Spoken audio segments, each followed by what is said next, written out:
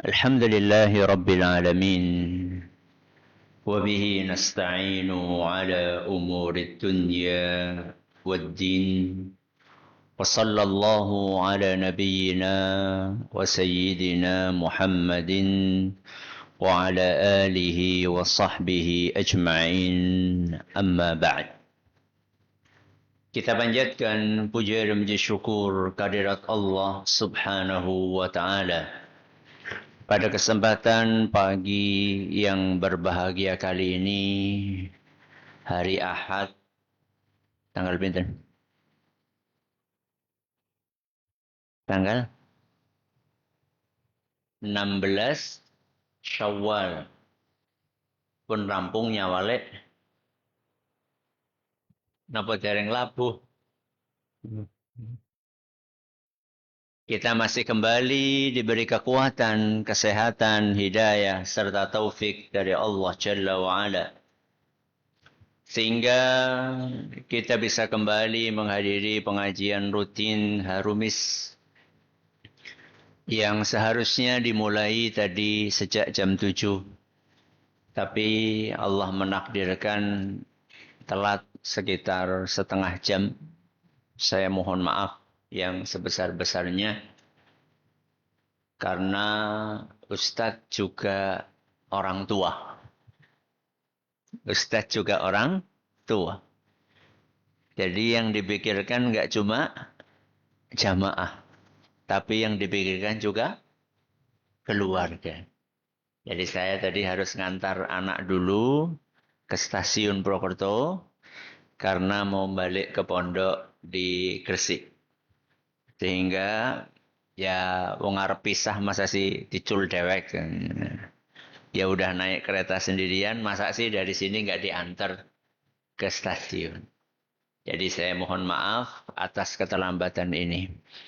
Salawat dan salam semoga senantiasa tercurahkan kepada junjungan kita Nabi Agung Muhammad sallallahu alaihi wasallam, kepada keluarganya, sahabatnya, dan umatnya yang setia mengikuti tuntunannya hingga akhir nanti.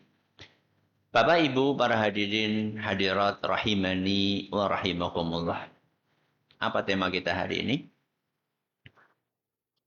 Rumah tangga lebih baik pasca Ramadan. Pasca sih apa? Setelah. Apakah kita sudah sukses di bulan Ramadan atau belum? Lama wis liwat beti omong maning. Enggak. Karena kesuksesan seseorang di bulan Ramadan itu diukur sesuai dengan apa yang Allah firmankan dalam sebuah ayat yang tidak asing buat kita. Ayat yang saking seringnya diulang-ulang oleh ustadz, oleh khatib, oleh dai, sampai kadang-kadang ada sebagian orang yang merasa bosan. Kue maning. Padahal belum tentu ayat yang sudah sering kita dengar itu sudah kita amalkan. Dan kita sudah capek. Belum tentu. Yaitu firman Allah Subhanahu wa taala dalam surat Al-Baqarah ayat 183. Ya ayyuhalladzina amanu kutiba alaikumus siyamu kama kutiba alal ladzina min qablikum la'allakum tattaqun. Wahai orang-orang yang beriman, telah diwajibkan atas kalian berpuasa seperti diwajibkan atas orang-orang sebelum kalian agar kalian bertakwa. Yang perlu digarisbawahi kalimat apa? Takwa. Pertanyaannya adalah, setelah bulan Ramadan ini, kita semakin bertakwa atau tidak? Insya Allah. Masjidnya tambah ramai, nomor.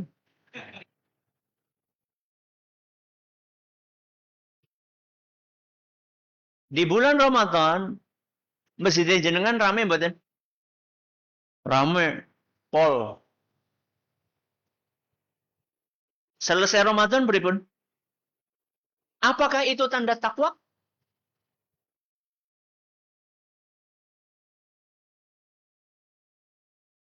Jenengan ketika bulan Ramadan terawih. Ada yang 11, ada yang 23. Terawih itu kan sholat malam ya. Apakah setelah bulan Ramadan jenengan masih sholat malam? Pinten rokaat? 23?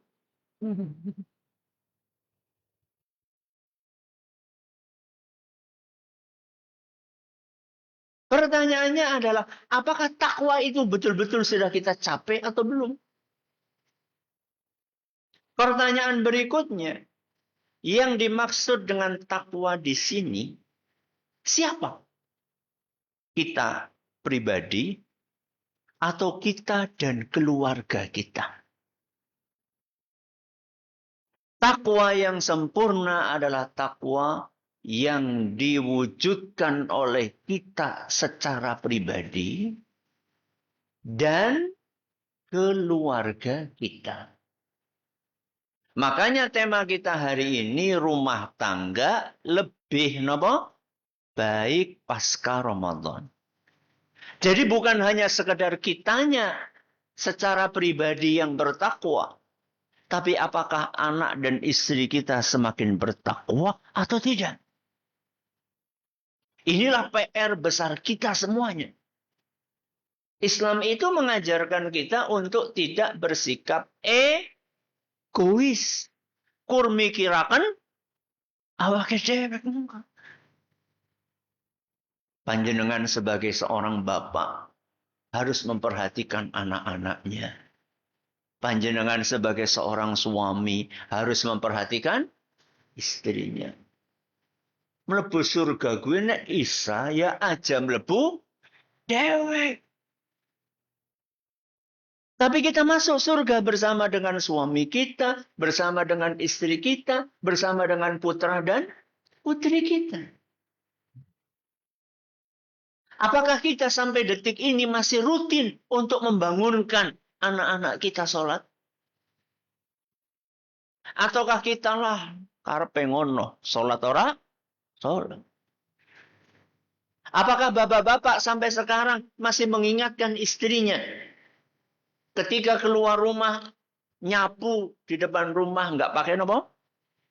Jilbab? Apakah jenengan masih mengingatkan istri jenengan, Bu, lo deneng bawanu kurang ngarep omah iki. Kudungan gue nek kondangan. Ada orang kayak gitu, Bu? Wong endi? Anu kur meme klambi iki. Emang kalau kita jemur di luar rumah nggak ada yang ngelihat? Terus kemudian nggak pakai jilbab? Apakah sampai hari ini kita masih mengingatkan istri kita seperti itu?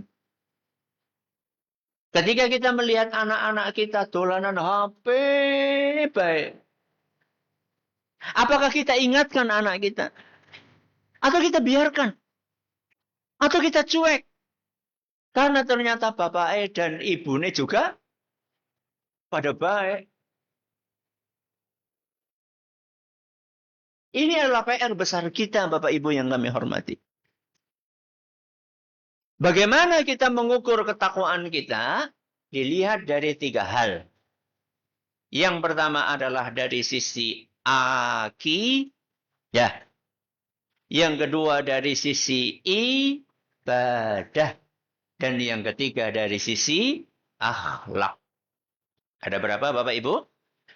Yang pertama apa? Yang kedua? Yang ketiga? Mari kita mulai yang pertama dulu.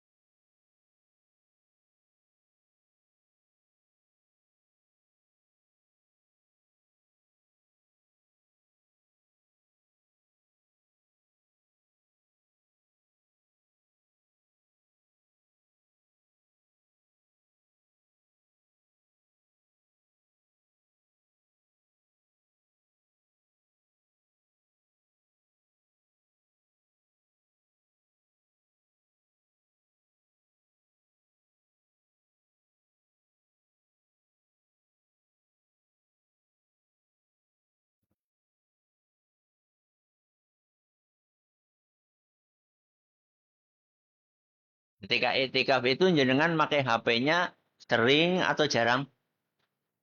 Hah? Kalau di Manarul Ilmi, ya di Pondok Tunas Ilmu, yang mau itikaf di sana itu ada syaratnya. Boleh bawa HP, tapi HP-nya dititipkan. Ke siapa? Ke panitia. Terus kalau butuh HP bagaimana? Ada waktunya. Waktunya ba'da asar. Jam 4 sampai jam 5. Atau jam setengah 4.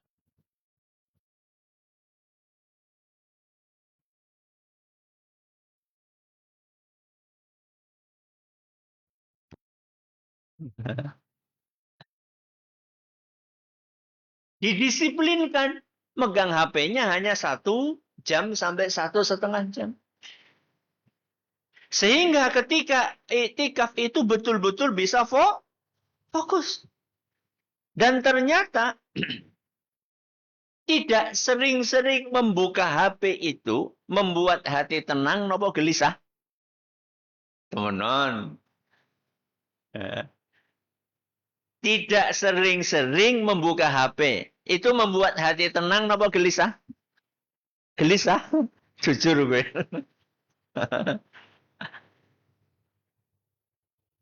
Membuat hati tenang. Ya. Kenapa? Karena ketika kita jarang buka HP, waktu kita akan semakin produktif. Makanya ketika bulan Ramadan, apalagi ketika i'tikaf, baca Qur'annya banyak nopo sedikit? Banyak. Kenapa? Karena kita tidak bolak-balik megang nopo? HP.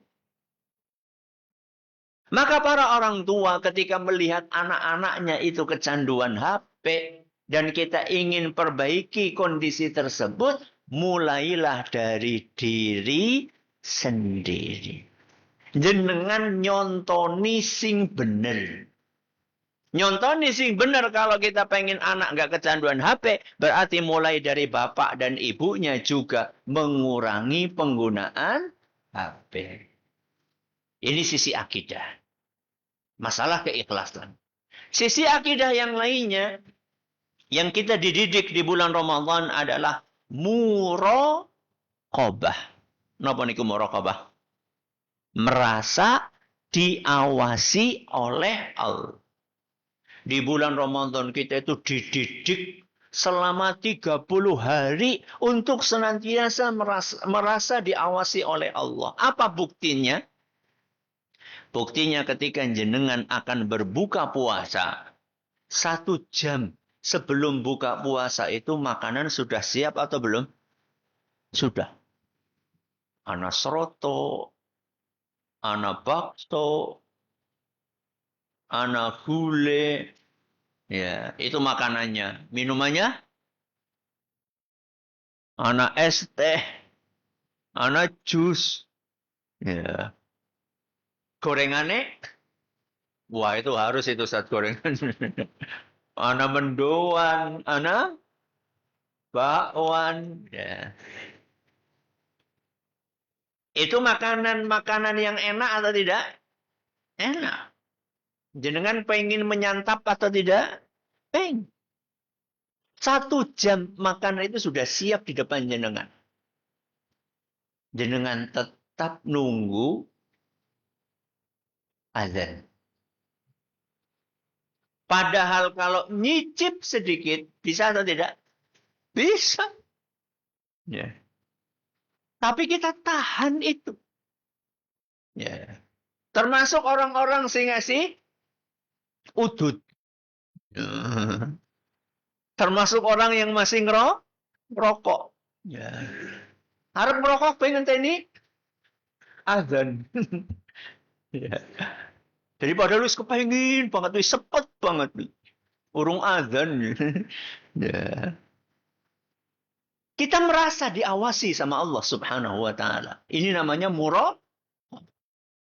Apakah muraqabah ini penting di dalam rumah tangga? Sangat penting sekali.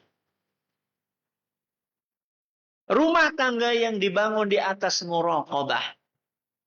Ketika panjenengan bapak-bapak pergi keluar kota, maka istri yang di rumah merasa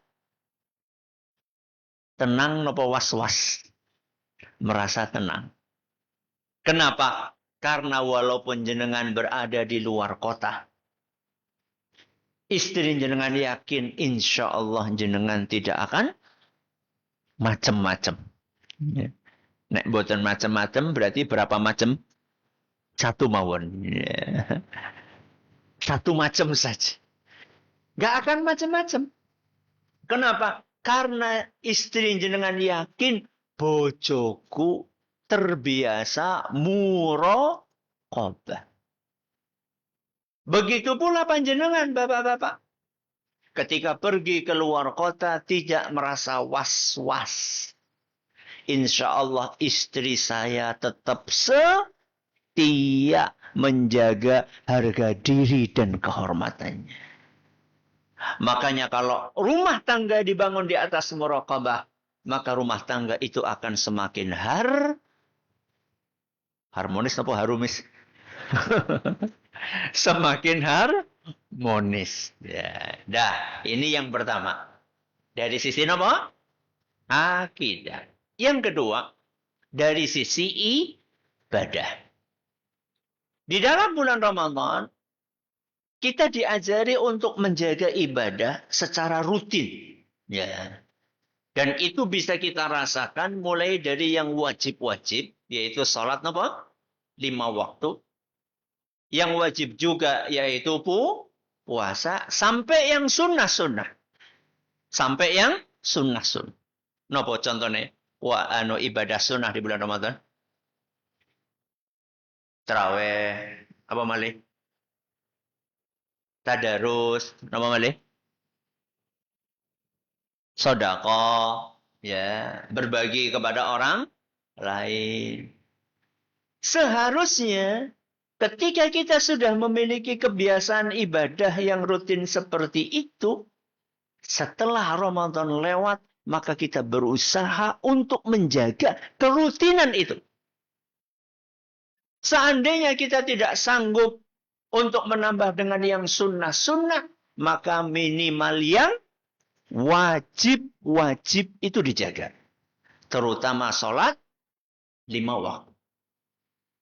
Berusahalah setelah bulan Ramadan ini punya target.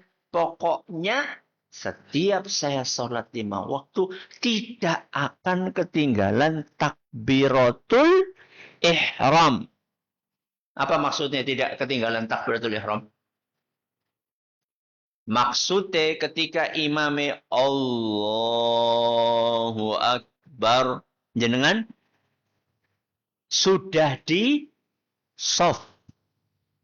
Sudah di mana? Di soft. Itu artinya tidak ketinggalan takbiratul ihram. Ya. Berarti kalau imamnya Allahu Akbar, jenengan baru masuk pintu masjid, ketinggalan mboten? Ketinggalan. Apa maning imamnya Allahu Akbar, jenengan esi nang omah. Ya mesti ketinggalan. Ya. Bikin target. Ya Allah, setelah bulan Ramadan ini saya harus menjaga sholat 5 waktu saya sebaik mungkin. Jangan sampai ketinggalan takbiratul ihram. Dan ini berlaku bukan hanya untuk kita pribadi, termasuk juga untuk anak-anak kita. Sehingga Bapak Ibu yang kami hormati, yang paling susah untuk mengajak anak sholat waktu apa? Subuh.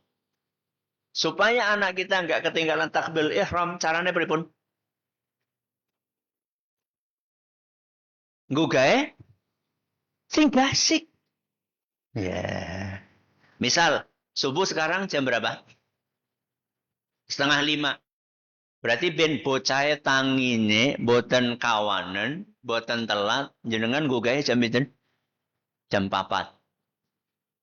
Nek jenengan gugah jam 4, berarti jenengan kedah wungu jam Jam 4 nyuruh. Jam setengah 4. Kalau kita ingin membangunkan anak kita jam 4, berarti jam setengah 4 kita sudah bangun. Ngapain? Ya mau, Bang. Pinten rakaat mau? 11 napa 23? Salat tahajud. Baca Al-Quran.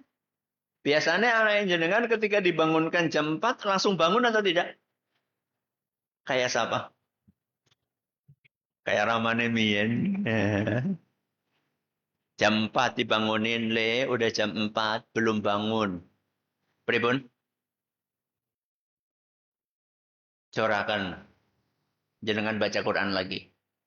Atau sholat lagi.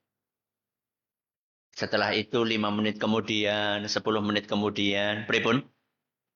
Bangunkan lagi. Le. Ayo nak. Udah hampir azan. Sampai berapa kali? Berkali-kali. Nek anaknya 10 berarti? Satu anak 5 kali. Ya, nek anaknya 10, 50 kali. Kesel ya, kesel. Tapi pahalanya banyak insya Allah. Ya. Jadi ibadah itu jangan cuma rajin kita pribadi. Tapi hendaklah keluarga kita pun juga ikut kita ajak untuk rajin ibadah. Oke. Yang ketiga, yang terakhir, apa? Akhlak. Di bulan Ramadan, kita diajarkan untuk memperbaiki akhlak kita. Di antara akhlak mulia yang diajarkan di bulan Ramadan adalah sabar. Kenapa? Sabar. Makanya Kanjeng Nabi Shallallahu Alaihi Wasallam mengatakan bahwa Ramadan itu adalah syahrus sobri, bulan kesabaran. Ya. Dalam rumah tangga perlu sabar sama mboten? Perlu. Contohnya apa? Itu tadi. Bangunkan anak. Kalau orang nggak sabar, karepe begitu dibuka langsung tangan. Ya. Le, subuhan. Langsung tarik. Itu berarti mboten sabar. Ya. Sabar itu berarti diulang-ulang. Tanpa kita marah-marah. Tanpa kita jengkel-jengkel. Termasuk sabar kepada istri. Termasuk ibu-ibu sabar kepada siapa? Suami. Kadang-kadang suami atau istri jenengan sok nyebelaken apa mboten? Sering. Astagfirullah. Terusnya unggal dina. Sing marah kakak nyebelaken apa sih? Bu, bapaknya sing marah kakak nyebelaken apa? Duitnya didik. Kalau jenengan Pak, istri itu yang bikin nyebelaken apa? Rewel.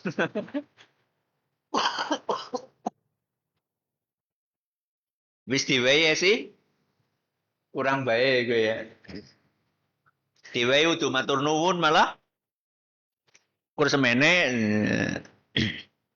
kuncinya dan tab.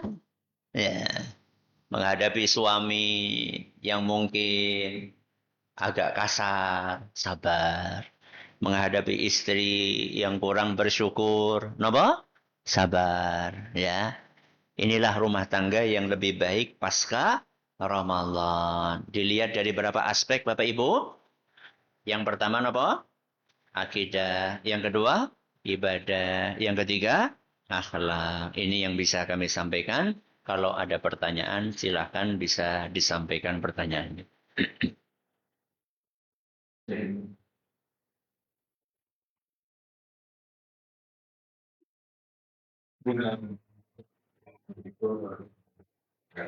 Waalaikumsalam warahmatullahi wabarakatuh. Terima kasih yang diberikan kami. Pak Uda, karena soal kehidupan sehat, banyak tentang juga bukan jadi kemudian jadi berkaitan dengan pendidikan istri, bukan menjadi akal. Kemudian kami ikut teknik untuk anak-anak sudah berkeluarga dan itu dengan kegiatan kami. Dari kita duduk yang saya punya ini tidak dapat mengambil apa yang kita utamakan untuk menjauhkan kematian. Terima kasih. Assalamualaikum. Waalaikumsalam warahmatullahi wabarakatuh. Terima kasih atas pertanyaannya. Amalan terbaik apakah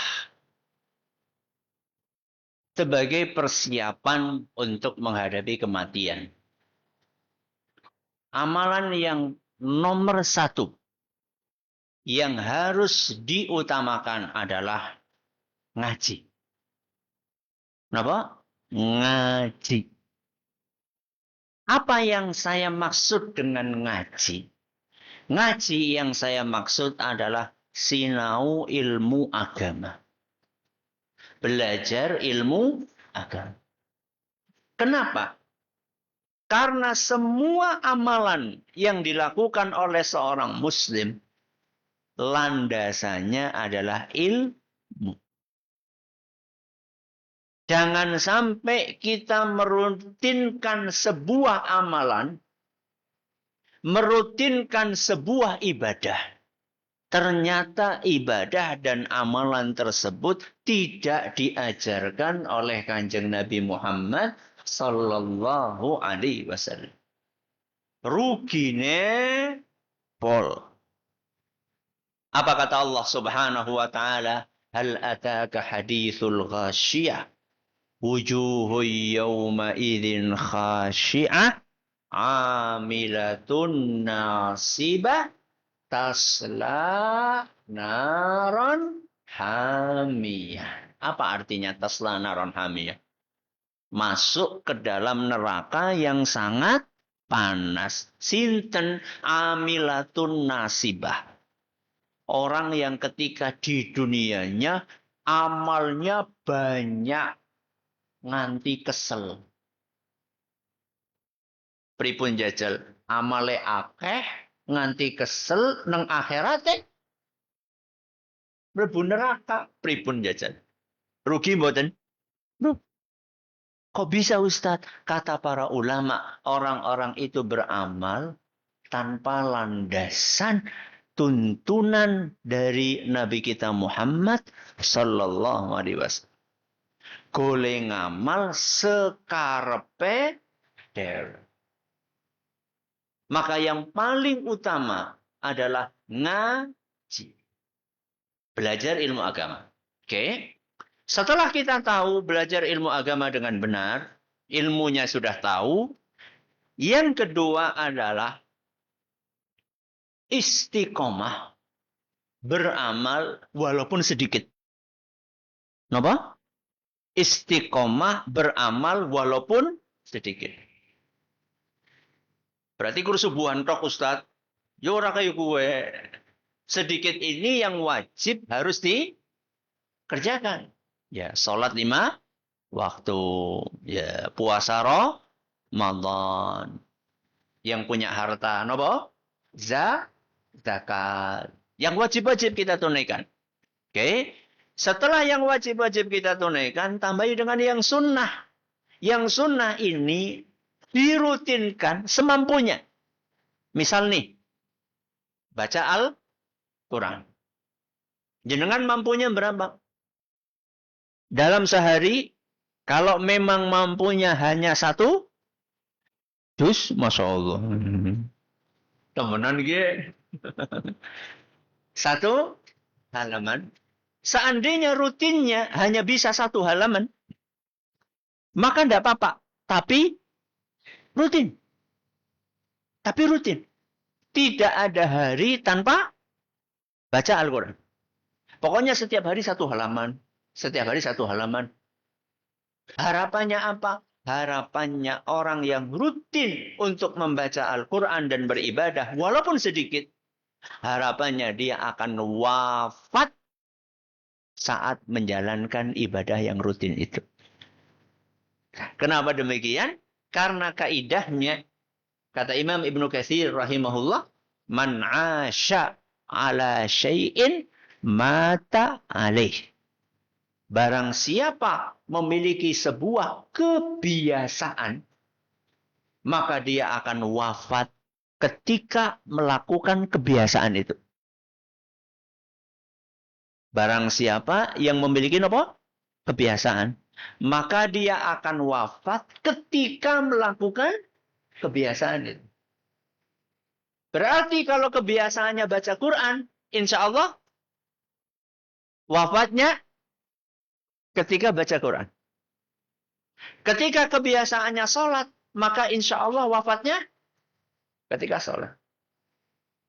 Ketika kebiasaannya nonton FB,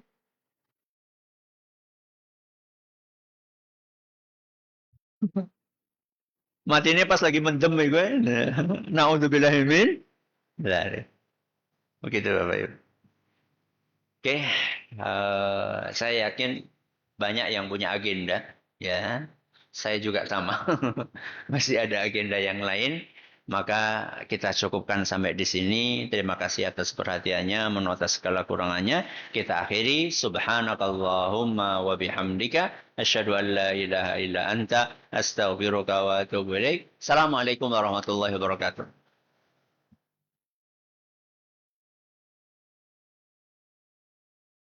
Selama ini kita mengetahui bahwa masjid itu berpotensi besar untuk menghasilkan pahala jariah. Tapi masjid yang seperti apa? Alhamdulillah, wassalatu wassalamu ala rasulillah, amma ba'd. Pahala jariah yang akan mengalir dari masjid itu apabila masjidnya dipakai untuk kebaikan. Alhamdulillah, Masjid Manarul Ilmi dipenuhi dengan kegiatan kebaikan. Dipakai untuk sholat 5 waktu secara berjamaah, dipakai untuk pengajian, dipakai untuk anak-anak belajar Al-Quran, sehingga potensi untuk mengalirkan pahala luar biasa. Dan yang menikmati